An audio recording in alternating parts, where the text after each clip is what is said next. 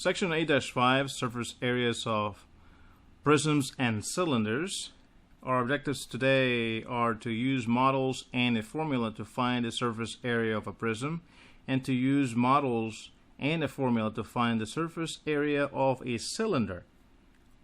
Our key concepts, which are quite a few today, we start with a prism.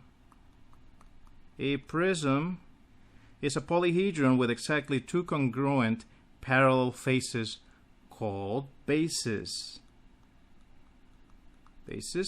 Other faces are known as lateral faces.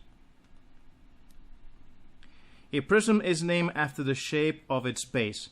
So if we take a look at these polyhedrons that we have here, these are prisms, but more uniquely, the base of this one happens to be a pentagon, so therefore is known as a pentagonal prism right here. Our next one over, the base happens to be a triangle, so therefore is known as a triangular prism. Okay, an altitude, and we've actually heard about the altitude before. We're going to be using that here. Altitude. If I could spell altitude, would be fantastic. Altitude. Altitude of a prism is a perpendicular segment that joins the planes of the bases. The height. H, which we're going to be seeing that in a little bit, of the prism is the length of an altitude. Okay, speaking of prisms and altitudes, we're gonna see how that actually plays. We have two types of prisms. We have what is known as right prisms right here,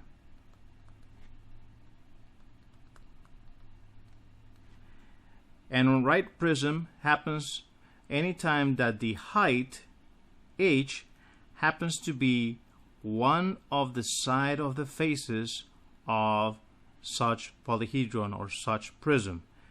So anytime that my height, like we see right here and right here, if the height happens to be, and it doesn't matter whether it is vertically like this or horizontally like this, is still considered the height.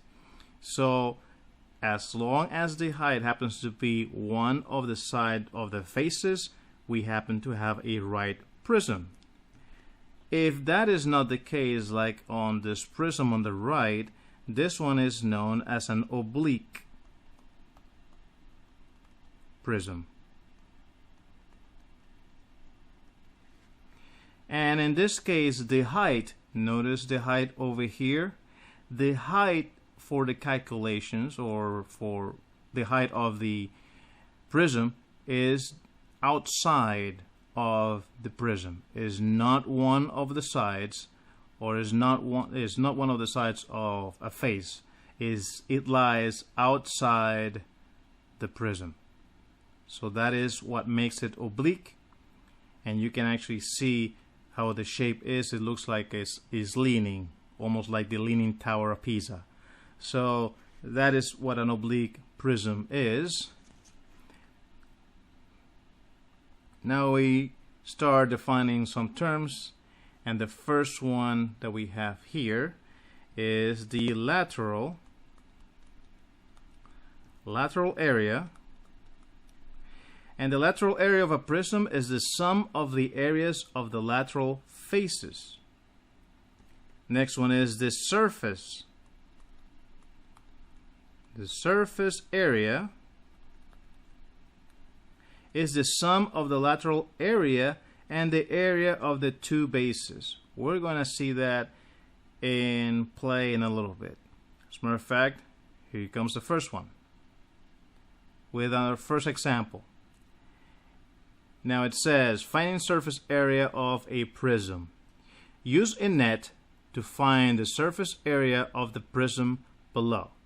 And we have this prism over here that has a height of 5 centimeters, has 4 centimeters wide and is 3 centimeters deep. So we need to come up with a net to actually use this because, well, that's what the instructions say. So let's actually bring what this will look like as a net. So we have this surface area. Surface area equals lateral area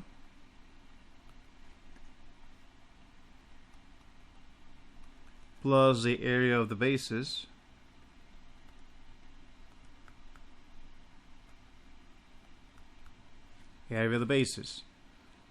So if we go ahead and do our calculations, we take all these areas over here of the lateral area, which are these right here. These are our sides, right? So these are our sides, these are our bases. So we go ahead and start doing this. So it will be 5 times 4, right? Plus 5 times 3 plus 5 times 4 plus 5 times 3. Right? That's for the lateral area. Now then I have 2, and then we have 2 times 3 times 4. You understand there's 2 of them, right? So there's one here, which is where the 2 came from. And when we go ahead and do all these multiplications, the left hand side here, the left portion of this barrage of numbers comes out to be 70, plus this over here comes out to be 24. And when we add those two, we get this equals 94, and the units are in centimeters, and since we're dealing with area, is centimeters squared. And there we have our surface area for this prism right here. Okay, this rectangular prism, because the base happens to be a rectangle. Okay, now, alright, example B. Use a net to find the surface area of the triangular prism. Alright, good luck. For this example, the net looks like this. So we go ahead and do our calculation. So it says surface area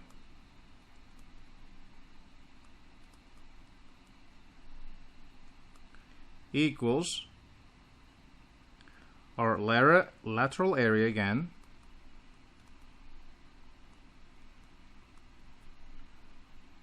plus the area of bases. Alright, so here we have, I open a bracket and we start doing the lateral areas, and we happen to have, by the way, if this is 5 centimeters, this is also 5 centimeters here, and if this is 12 centimeters here, this is also 12 centimeters over here. Alright, so here we have, it's going to be 5 times 12 plus 6 times 12 plus 5 times 12. And that is that one. Plus 2. Right? There's 2, but now we have little triangles. We have little triangles, and this length over here is 6.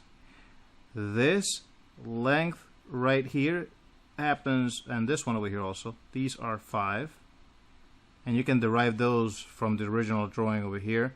You see that this side over here of the triangle here is 5, and so is this. We're dealing pretty much with an isosceles triangle. So if I want to, we make that a 6. So if I want to find the area of that triangle, I'm going to draw this, my little hypotenuse here, because I don't know what the height is. So I'm going to draw a hypotenuse right here, and we have a 90-degree angle here, which makes this half of the triangle a right triangle, and this side over here then was, instead of being 6, is going to be 3. And we then have a special triangle called the 3, 4, 5 triangle. So this side over here happens to be 4. So, or you can do the Pythagorean theorem and calculate it, and you will actually find out that the height is 4.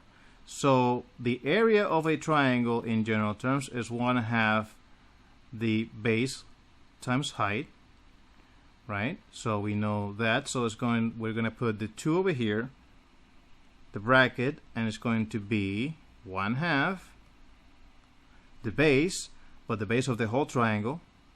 The base of the whole triangle we're looking for is 6, so it's 1/2 times 6 times 4, and we close the bracket over here. Okay, and then for this portion over here on the left hand side we have 192. For the right hand side we get that is 24, and when we go ahead and not multiply, but when we add those two, we get 216, and the units are in centimeters, so it's going to be centimeters squared. And that's how we do this problem using nets.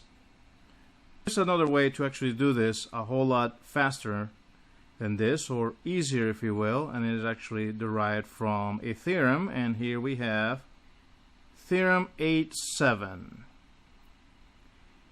Theorem 8.7, the lateral area and surface area of a prism. The lateral area of a right prism is the product of the perimeter of the base and the height. So we have that the lateral area, or LA, equals the product of the perimeter, little p, times height. And the surface area of a right prism is the sum of the lateral area and the areas of the two bases. Essentially, it says that the surface area, SA, equals lateral area plus the area of the two bases. So that means 2, and when we're talking about bases, you're going to see this in a second, or if you're not already seeing it, where this comes from. So we have here, okay, that's where the theorem essentially states, if I take my figure or my prism and I open it up into its net, I can go ahead and do this over here. Notice my height being here, and if this width over here is A, this width is B, width is C and D, I go ahead and do this, and that's my lateral area. Then the area of the bases over here, and since we have 2 of them, right, so whatever the base is, it means we have 2 bases. We have to take care of 2 bases, so we have 2 bases as you see here, and that is the surface area of a prism along with its lateral area. All right, look at our next example. And we have using formulas to find surface area. Use formulas to find the lateral area and surface area of the prism. Okay, so this example over here, and we need to use the formulas. So the first thing that we know is that the surface area, based on the formulas, is going to be lateral area plus 2 times the area of the bases. Okay, so the first thing we need to calculate here is the lateral area. The lateral area we know is going to be perimeter times height, and then we have 2 times the base, and I'm just putting that over there for now. So we have the perimeter. Well, the perimeter in this case, if you notice the base, it is a right triangle in which I have a 3, 4. 3, 4, that means that my hypotenuse is going to be 5.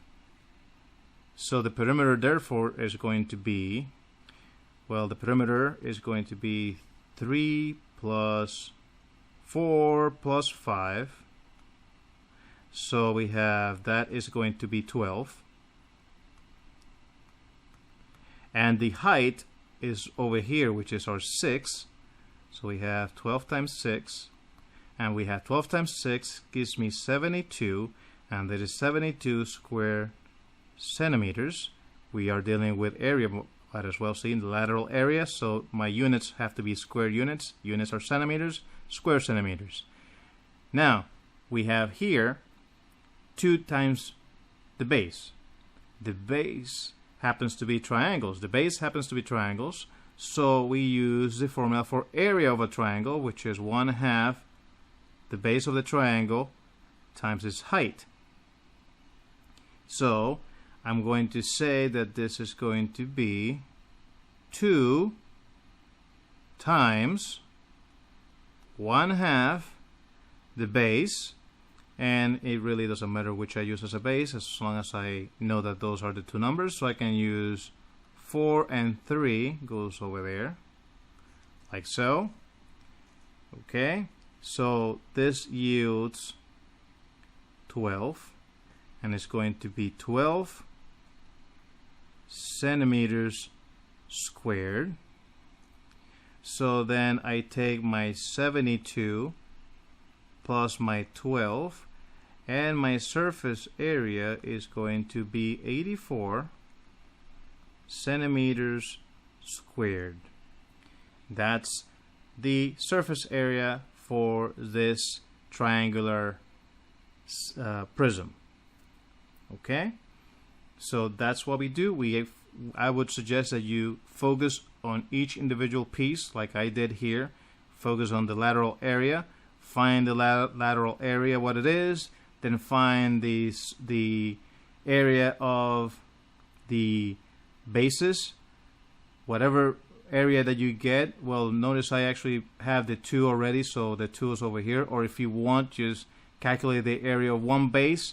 Just know that whatever value you get there, multiply it times 2. I already have the 2 integrated into my calculation, so I don't have to forget it. There's no way I can forget that I need to multiply by 2. So it's already there, and then just add the 2 numbers, and that's your surface area. All right. Number 2, part B. Part B right here. And this one is going to be a little bit lengthy, but it's not that impossible. Actually, it's not impossible. So I'm going to read it and see if you can figure it out. It says, use formulas to find the lateral area and surface area of the prism. Okay? Have at it. Okay, so here we have this prism, and this happens to have the bases happen to be hexagons, so it's going to be a hexagonal prism if you want to be technical about it. So here we know that the formula says that the surface area is going to be lateral area plus 2 times the base area. Okay, so here we go. The lateral area is the perimeter times height. So the perimeter of the base.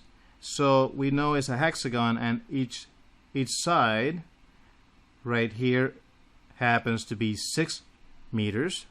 So we go ahead and say here 6 times 6 times the height, and the height happens to be 12. So we multiply that times 12. So we get 36 times 12, and we happen to get 432. And we're dealing with area, so, and the units are meters, so this is going to be also in meters squared. We got the lateral area all set. Now we're dealing with the base area.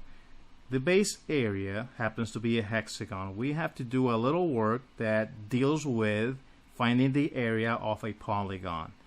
Fun stuff, right? So here goes. We're gonna go ahead and I'm gonna transfer this face right here over here. It's not gonna be pretty or anything like so, but is just so we can work on it. It didn't come out too bad. Okay, so one thing that we need to do is label this. We know that each side is going to be 6 units. In this case, it's 6 meters. We're going to put a center point. And since we need to calculate the area, if you remember the formula for area of a polygon, the area of a polygon equals the 1/2 the apothem times the perimeter.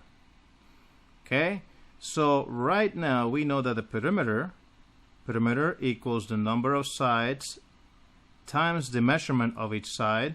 We have 6 sides, and we happen to know that they measure 6, so we know that the perimeter happens to be 36. So we know that perimeter, little p, is 36 centimeters.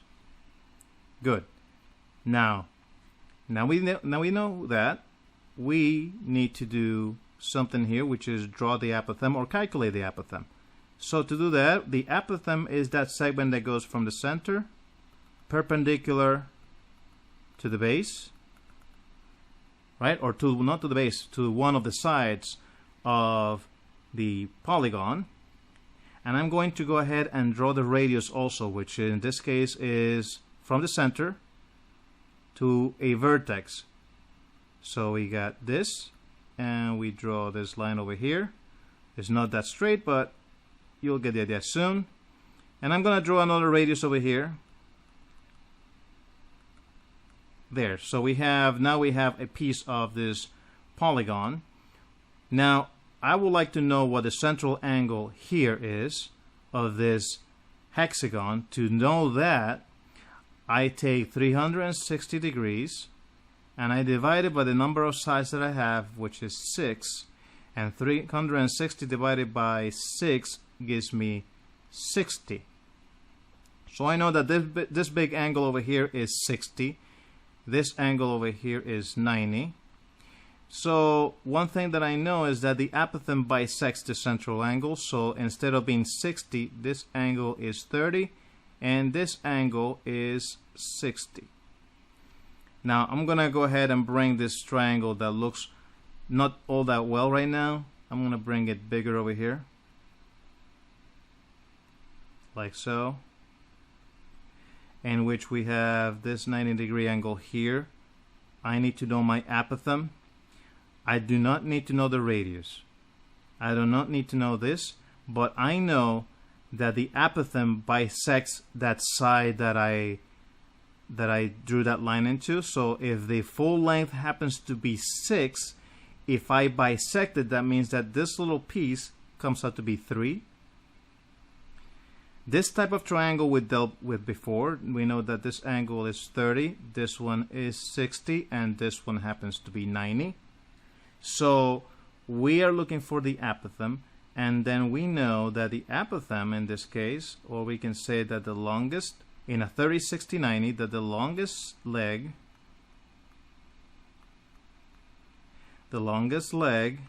equals the square root of 3 times the shortest leg.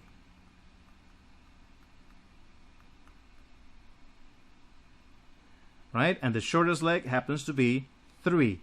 So we know that the apothem, which that's what the longest leg is, A equals 3 times the square root of 3. Now that we have that, we can plug in those numbers for the area of our polygon, right? So I can go ahead and make that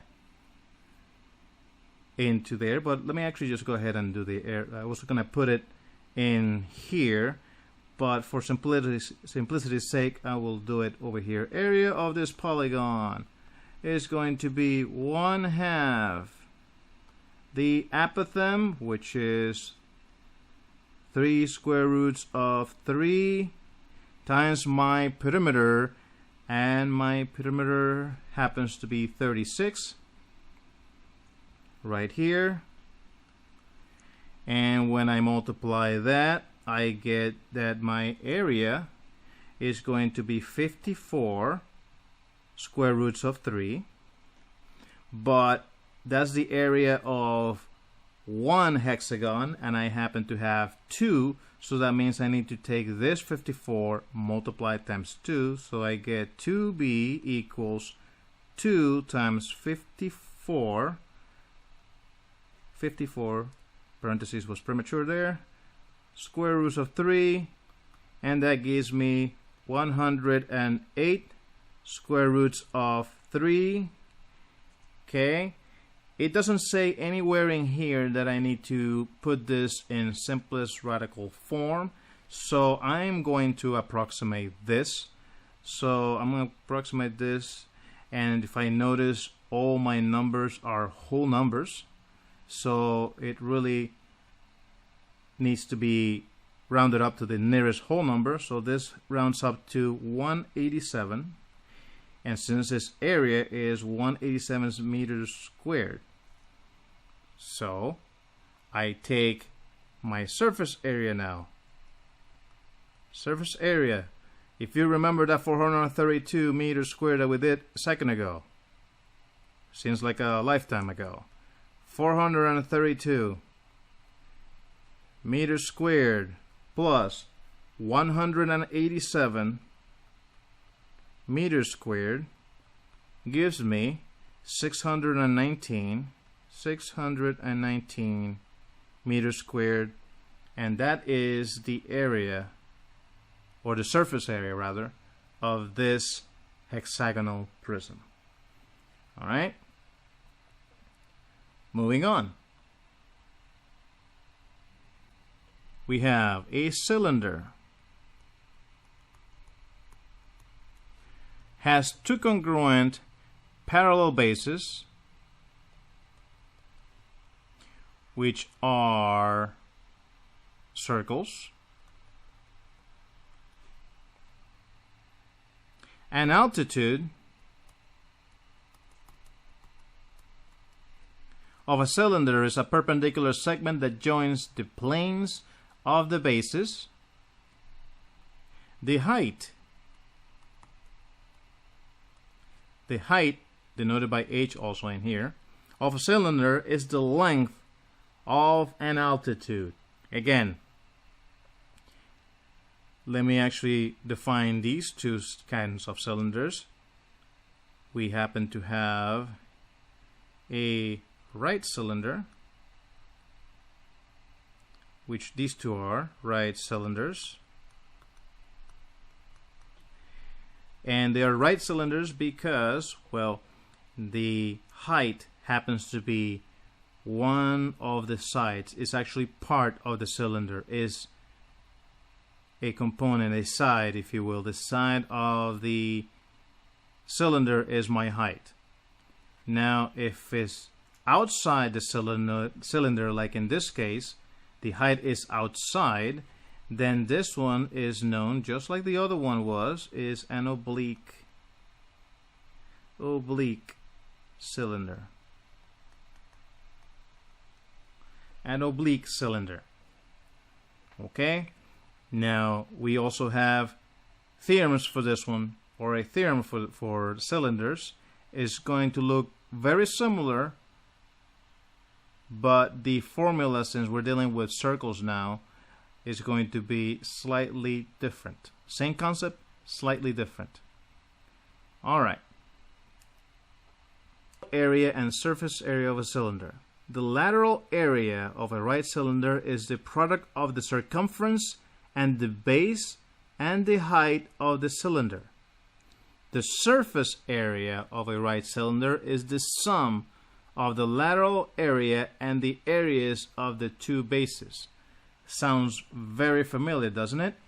Well, in this case, when we're dealing with cylinders, the side of the cylinder, think of a cylinder as a roll. If I take the cylinder and I cut it inside, or if I dissect it, if you will, and I unroll the cylinder, that cylinder, if I lay that cut into a flat surface, it will end up looking like a rectangle, which we have right here. The lateral area will look like a rectangle. So if I want to find the lateral area, we multiply the height and 2 pi r, right? The 2 pi r, which will be my circumference. So that will be the lateral area, height times 2 pi r. So the lateral area of the cylinder, is going to be 2 pi r times h. Okay. Now the surface area is going to be surface area equals the lateral area, which is 2 pi RH plus 2 times the area of the base, and the area of the base, or the area of a circle, is 2 times pi r squared. So our surface area is 2 pi RH plus 2 pi r squared. And we're going to see this in play. All right. And here we have example 3, says the radius of the base of a cylinder is 4 inches and its height is 6 inches. Find the surface area of the cylinder in terms of pi. Notice that it asks in terms of pi. That means that my answer needs to have pi in it. So let's actually go ahead and focus on this.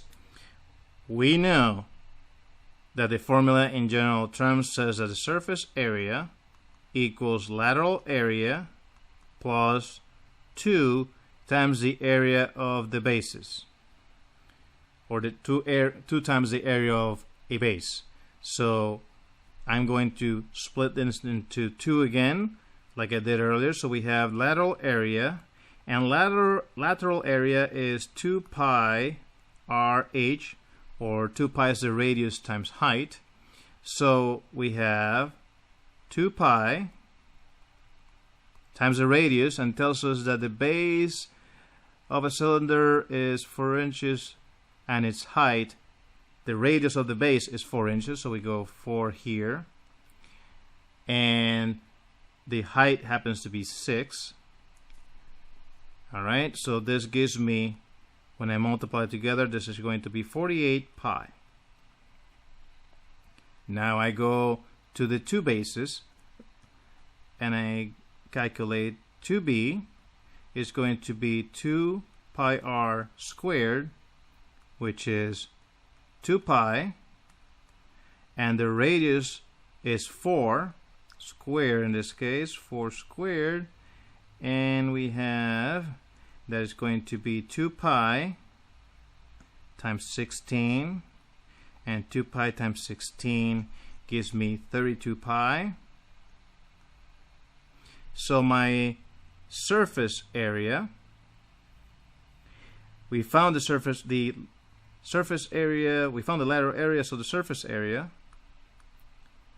equals 48 pi plus 2 times b is 32 pi, and this gives me 80 pi. My units are in inches, so it's going to be inches squared.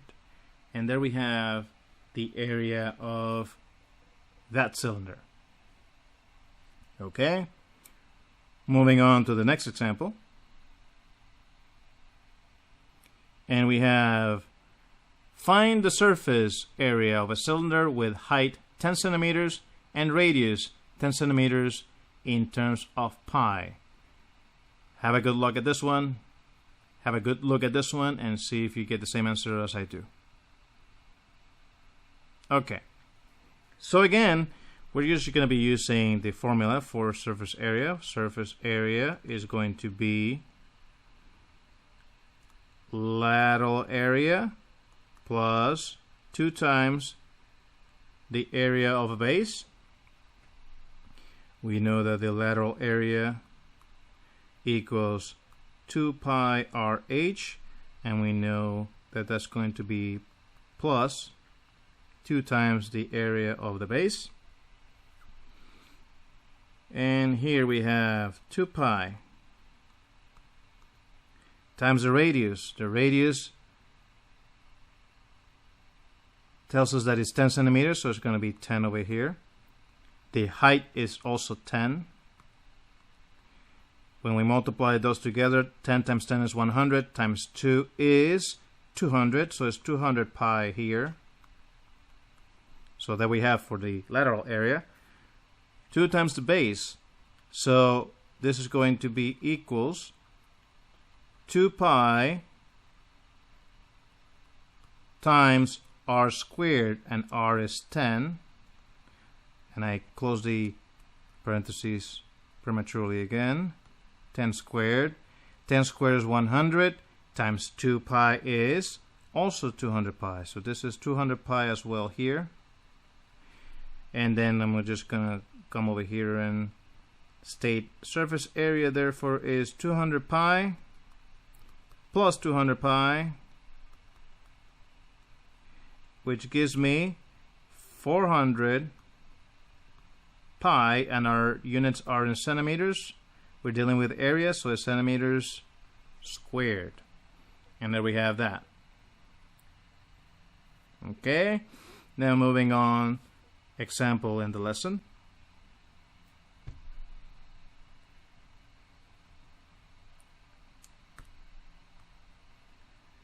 Okay, we have here the drums of the roller at the right are cylinders of length 3.5 feet. The diameter of the large drum is 4.2 feet. What area does a large drum cover in one full turn? Round your answer to the nearest square foot. Okay. Here, using exactly the same formula we've been using for now, which is lateral area equals 2 pi RH, because that's what it's asking us. It's not asking us for anything else, just the lateral area. So the lateral area in this case is going to be 2 pi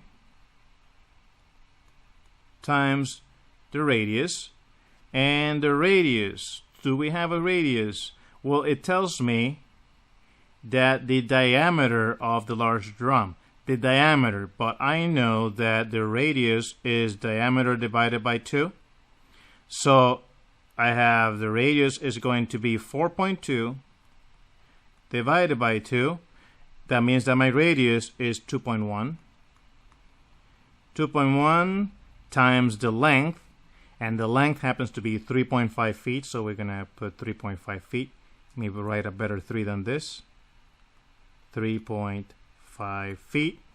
We multiply all that, and since we don't have to do this in terms of pi, and this does say to round this to your nearest square foot. So after multiplying this, this gives me 46.1814 and a bunch of numbers after that. And to the nearest whole number, this rounds up to 46. And that is 46. And the area, right, lateral area, this happens to be in feet, so it's going to be 46 square feet. And that's the lateral area for that. That's how we do that one. Part B is yours to do. Part B actually has 2 parts. And let's see if you guys can figure that. Now it says, the small drum has a diameter of 3 feet. To the nearest square foot, what area does the small drum cover in one turn? Good luck. Okay, so here we have, again, lateral area. And lateral area of a cylinder is 2 pi r times h.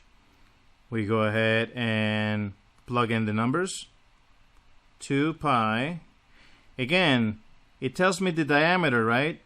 again, I need to find out what the radius is. We know that radius equals diameter divided by 2. So that is going to be 3 divided by 2, which is 1.5. So we put the 1.5 here. 1.5, and my height happens to be the same height as the other one, which is 3.5 feet. And that gives me 32.9867, but it says to the nearest foot, so when I round that up, it gives me that this is going to be approximately equal to 33 feet, and it was area, so it's going to be feet squared. Okay, that's as much as it gets there. Now part two, what area does the small drum cover in one turn of the large drum? Think careful about this one, give it some thought, and see if you get the same answer I do. Good luck. Okay, so this one, part 2, despite of thinking that it might need some heavy-duty calculations, think carefully, because it says what area does a small drum cover in one turn of the large drum. Now, if he had said how much more would the big cylinder, how much more area will the big cylinder cover in one turn than the small one, the calculation will be different. But in this case, whatever distance the big one covers, whatever area, not distance, whatever area the big one covers, because they are one piece, they're one unit. So if the roller, I'm going to draw my little crude roller like this, if in one rotation the big roller moves whatever the radius that was, but if it actually covers, or it moves, let's say for instance it moves 10 feet. If I move from here and it moves over there 10 feet, what distance does the small one move? It moved the same distance. Since they're both the same width, whatever area the big one covered, the small one will. So that means that the area actually covered is exactly the same as the big one, which is 46 square feet approximately. And that's that. And that wraps it up for our lesson. If you have any questions, again, as usual, feel free to send me a line. Let me know through Teams or email. Let me know as soon as possible, and I'll be more than happy to help you out. And that is it for now. I'll see you next time, guys. Take care.